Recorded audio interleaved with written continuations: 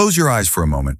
Imagine waking up in a world where every inch of your life is soft, easy, and curated to please you. Your bed adjusts to your ideal sleep cycle. Your fridge knows what you crave before you open it.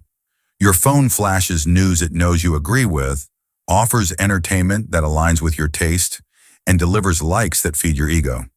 Sounds perfect, right? But what if I told you this isn't utopia, it's a beautiful cage? We live in the age of hyper-comfort, the age of why struggle when you don't have to. Everything is designed for frictionless experience, frictionless shopping, frictionless entertainment, frictionless communication. And yet, something inside us is dying. We've been lulled into sleep by ease, numbed by convenience. We've confused feeling good with being free. But there's a massive difference between the two. You see, comfort is a wonderful servant, but a dangerous master. It begins with pleasure, but ends in passivity. It begins with freedom, but ends in dependency. And the scariest part? We don't even notice. Because unlike the cages of the past, iron, sharp, cold, this one is velvet. It feels nice. It flatters us. And that's why it's so powerful. You don't rebel against what makes you feel good. You thank it. You defend it. You even beg for more of it. Just like Huxley warned in Brave New World, we wouldn't be ruled by pain, but by pleasure. That the future wouldn't come wrapped in terror, but in comfort so deep that we'd never want to leave. And now, we don't want to leave our screens. We don't want to leave our preferences. We don't want to leave our instant gratification. We're willing to trade our time, our presence, our growth, as long as we're comfortable. But at what cost? What if in this beautifully padded cell, we are forgetting how to be human? What if the very things that soothe us are silently stealing our strength, our meaning, our freedom? This video isn't just about warning you. It's about waking you up before the numbness becomes permanent. Because here's the truth. The most dangerous prison is the one that makes you thank it for existing. Let's face it, we're drowning in dopamine. It's in your morning scroll, in the Uber Eats notification, in the next episode button, in that tiny red heart that lights up when someone likes your photo. These aren't small things. These are hits, microscopic shots of validation and stimulation, perfectly calibrated to give you just enough pleasure to keep coming back, but never enough to feel truly fulfilled. This is the trap, the subtle trap. You're not chasing happiness. You're chasing relief.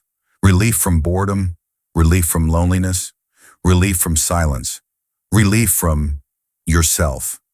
And the modern world, it knows this. It feeds on it. It monetizes it. It says, don't sit with your discomfort, swipe it away. Don't think too long, here's another video. Don't feel that ache, here's a new gadget to distract you. But distraction isn't healing. Pleasure isn't peace. Escape isn't growth. What's terrifying is how invisible this trap has become. We think we're in control. We think we're making choices. But in truth, we're being trained to avoid anything that requires patience, reflection, effort. Think about it. How often do you reach for your phone without even realizing it? How many times have you opened a social app, then forgotten why you were there in the first place? How many nights have slipped away in front of glowing screens while your real dreams gathered dust? It's not your fault. It's your design. Or more precisely, their design. We're not addicted to technology. We're addicted to the pleasure it promises. And like any addiction, it gets harder to stop the longer it goes on. But the saddest part? We don't even remember what life felt like before this. We become so used to being entertained. We forgot how to experience. And if we don't interrupt this cycle, this endless loop of craving and distraction, we risk waking up years from now wondering, where did my life go while I was busy trying to feel good? Somewhere along the way, we stopped asking the most important question of all. Who am I when no one's watching? When the likes stop? When the feed is empty? When the screen is dark? In the age of constant stimulation, silence feels threatening. Stillness feels like failure. Being alone feels like punishment. But what if those are the only places where the real you can still be found? You see, modern comfort doesn't just sedate you, it severs you. from your inner life. We become strangers to our own thoughts, afraid of reflection, allergic to depth. We mistake the absence of noise for the absence of meaning. But that's not true. The truth is, in the silence, your soul speaks, and you've been ignoring it for a long time. We say we're lost, but maybe we've just been drowning in too much noise to hear our own compass. The more we chase curated perfection in our timelines, our images, our filters, the more disconnected we become from the messy, honest, raw reality of being human. And that's where the tragedy lies. Because your soul doesn't need another video. It doesn't need another dopamine hit. It doesn't need more comfort. It needs truth. Even when it's hard, especially when it's hard. So take a moment, a real one, and ask, when was the last time you were truly with yourself, undistracted? When did you last sit with a difficult emotion instead of drowning it in content? When did you last create something, not for likes, but because your soul ached to make it real? We've become so focused on keeping up, we forgot how to look in. But make no mistake, the cost of ignoring yourself is far greater than any discomfort you might face in rediscovering you. Because if you don't return to your real self, the world will gladly give you a false one, and it'll feel almost good enough. Almost. Here's a truth no one's told you lately. Discomfort isn't your enemy. It's your compass. We've been trained to see discomfort as a glitch in the system, as a sign that something is wrong. But what if discomfort isn't the problem, but the path? Think of anything worth having in life, anything real, a deep friendship, a strong body, a creative masterpiece, a clear mind. They all come wrapped in struggle, in resistance, in boredom, in effort. They require you to show up even when you don't want to push through even when it's not easy, to endure before you enjoy. But modern life has sold us a lie, that life should always feel good, and if it doesn't, something's broken. So we run, from boredom, from silence, from challenge. But you know what else we're running from? Purpose. Because purpose rarely shows up in pleasure. It shows up in the moment you want to quit, but don't. In the conversation you're afraid to have, but do. In the project that takes months, but matters. Discomfort is the soil where all meaning grows. And the longer you avoid it, the further you drift from the life that's truly yours. So here's your challenge. Today, this week, this year, choose discomfort on purpose. Wake up early, even when it's cold. Say no to the scroll, even when it calls. Write the first page, even when it's not perfect. Sit in silence, even when it's awkward.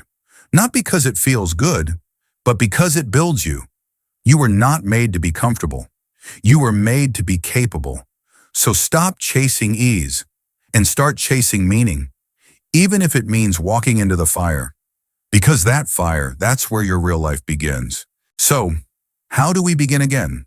In a world designed to keep you distracted, addicted, and pacified, is it even possible to wake up? The answer is yes, but not in the way you think. It doesn't begin with grand gestures. It doesn't require you to delete everything, move to the forest, or meditate for 10 hours a day. It begins with one small radical act: awareness. Awareness is the spark that lights the fire of rebellion in a culture that wants you numb. When you become aware of your habits, not to judge but to observe, something shifts. You start to see that the scroll isn't neutral, that the binge wasn't a choice, that the notification isn't your friend, it's bait.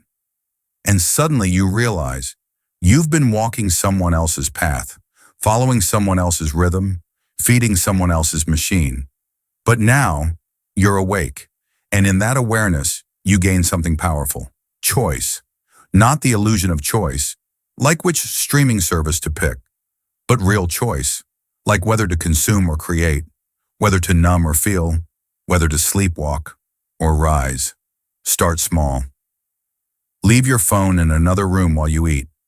Take a walk without music or podcasts. Sit for 5 minutes and ask yourself, what am I avoiding? Choose one moment in your day to do something difficult, on purpose. These may sound trivial, But in a distracted world, they're revolutionary because every act of attention is an act of resistance. And every time you choose discomfort over ease, presence over noise, intention over impulse, you're breaking a chain. It's not easy. The system is built to reclaim you. But so are you, built to reclaim yourself. This isn't about being perfect. It's about being present. And once you're present, you can begin again. Truly. Let's talk about dependence, the kind we don't even notice. We like to think of ourselves as independent, autonomous beings. But look closer. We're more dependent than ever, not on people, but on systems. Need food? You don't cook, you tap. Need directions? You don't think, you Google. Need attention? You don't connect, you post. Need rest? You don't breathe, you binge. Everything has been externalized, outsourced, optimized. And while that might make life easier, it also makes us weaker because the more we rely on convenience, the less we trust ourselves. We stop listening to our intuition because AI will decide. We stop solving problems because an app will fix it. We stop being curious because the algorithm will entertain us. We've confused ease with efficiency, but what we're losing is agency. The less effort we put into living, the more power we surrender to the systems around us. And here's the dangerous part. It doesn't feel like enslavement. It feels like progress. That's why it's so seductive. You're not told what to do. You're offered comfort. You're not forced to comply. You're rewarded for engaging. But bit by bit, your muscle for choice atrophies. Your will to resist softens. And eventually, you'll look up and realize you haven't made a truly free decision in weeks, maybe months, because the easiest life is often the one most carefully controlled. But life isn't supposed to be easy. It's supposed to be real.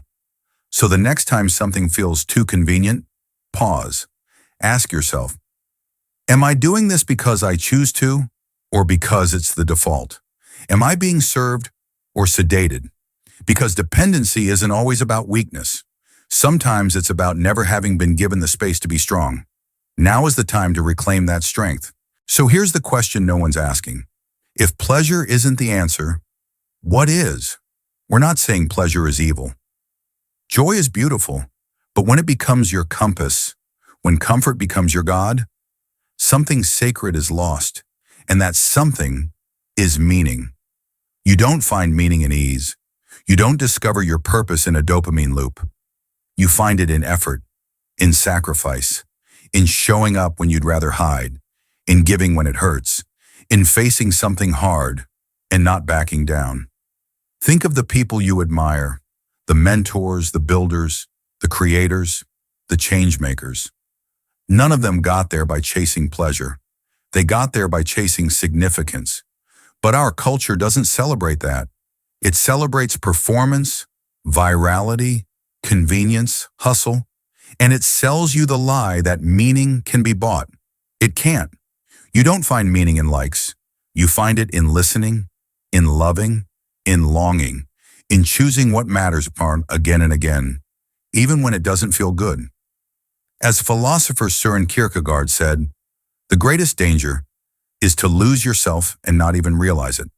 We're not just drowning in comfort. We're forgetting why we exist. But here's the beautiful truth. You don't have to wait for a crisis to wake up. You don't have to burn out to rebuild. You can start right now and by asking, what am I really living for? What would I keep doing, even if no one ever noticed? What pain would I be willing to carry for the sake of something greater? Meaning is never found at the finish line. It's found in the climb. So stop chasing what's easy. Start pursuing what's eternal, because pleasure fades, but purpose endures. Let's talk about freedom, not the kind you post about. Not the freedom to choose between 50 streaming services or 200 styles of sneakers. I'm talking about real freedom, the kind of freedom that begins inside, the freedom to be present in your own life, the freedom to choose discomfort when it's right, the freedom to say no, not because you're forced to, but because you're clear. Here's the irony. We think we're free because we can click, swipe, order, and escape at any time. But real freedom isn't the ability to escape. It's the ability to stay when it matters. To stay in silence and not run. To stay in pain and not numb. To stay in the process, even when it's slow and hard and uncertain. Most people will never know this freedom because they'll live and die inside the algorithm. They'll spend their days reacting to their cravings and their nights soothing the ache of never quite feeling whole. But not you, because you're still listening. That means something inside you is still awake, still hungry for more than what the world is offering. So start small. Turn off the autoplay. Sit through the urge to scroll. Practice doing one thing that doesn't give you instant gratification. Build the muscle of intention, moment by moment. Every act of discipline is an act of liberation. You won't feel it all at once, but one day you'll wake up and realize you're no longer a puppet. You've reclaimed something sacred, your direction. If you've made it this far, you're not just watching a video. You're standing at a crossroads. The question now isn't whether pleasure is trapping you. We've answered that. The question is, are you ready to stop choosing the easier life for the better one? We all want to feel good. That's human. But the obsession with constant pleasure, that's inhuman. It disconnects us from others. It erodes our attention. It rewires our brains, robs our resilience, and replaces our purpose with pixels. And yet, it's everywhere, wrapped in convenience, sold as empowerment, packaged as self-care, but functioning as self-destruction. To awaken is not to reject pleasure. It's to see it for what it is, a beautiful visitor, not a landlord. To awaken is to reclaim your mind from the marketplace, to be able to look at a distraction and say, I see you, but not today. To awaken is to know that your time, your breath, your presence, they are too precious to be sold for crumbs of dopamine. And when you awaken, truly awaken, you begin to live differently. You find joy not in stimulation, but in stillness. You find meaning not in comfort, but in creation. You find peace not in numbing, but in knowing who you are. So here's the challenge. Don't let this video be another hit of inspiration. Let it be a line in the sand. From this moment forward, you choose meaning over mood, depth over distraction, becoming over escaping. Not just once, every day, until the habits fade, until the chains fall, until you walk fully into the life that was always yours. Let me leave you with one final image. There are two paths in front of you. One is smooth, wide, paved with likes, fast shipping, instant answers, and quick hits of joy. It's easy, it's pleasant, it's popular, and it leads nowhere. The other path is narrow, rocky, winding through doubt, silence, solitude, and effort. It's harder, slower, often lonely, but it leads somewhere real. And that place, that's your mountain. It's where you become the person you were meant to be, where you create, where you give, where you endure, where you rise. You were not born to be a consumer. You were born to be a creator. You were not built to be entertained to death. You were built to build something that outlives you. So choose your path. Will you stay on the couch of comfort, or will you lace up your shoes, look discomfort in the eye, and climb? Because the world doesn't need more people feeling good. It needs more people feeling alive. And no algorithm, no screen, no shortcut can give you that. Only you can. So here's your invitation. Choose the mountain. It won't be easy, but it will be yours. And at the top, when you look back, you'll know that you didn't just survive life, you lived it. Fully, bravely, awake,